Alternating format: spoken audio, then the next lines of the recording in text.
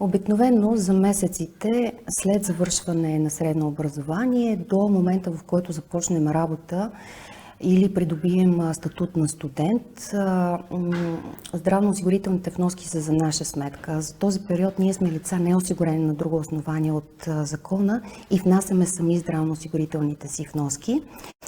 А другото, което трябва да знаем, разбира се, след като имаме задължителна вноска, какъв е срока за внасянето и това е до 25-то число на месеца, следващ месеца, за което се отнася тази вноска.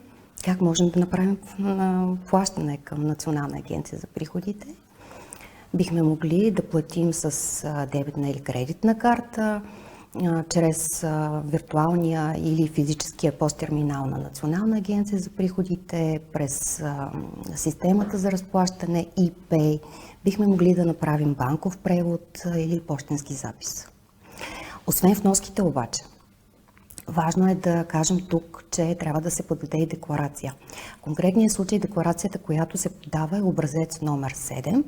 За нея това, което можем да кажем е, че също има срок за подаване и това е до 25-то число на месеца, следващ месеца, през който е възникнало задължението за внасяне на здравните вноски по този ред. Декларацията се подава еднократно. Може да бъде подадена както по електронен път, така и на хартиен носител, като тогава, когато подаваме по електронен път, ще ни е необходимо да разполагаме с персонален идентификационен код на Национална агенция за приходите или електронен подпис. Хартиеният носител можем да подадем на място във всеки от офисите на Националната агенция за приходите, както и да изпратим по почтата до адреса на обслужващия офис. Откъде можем да намерим бланката?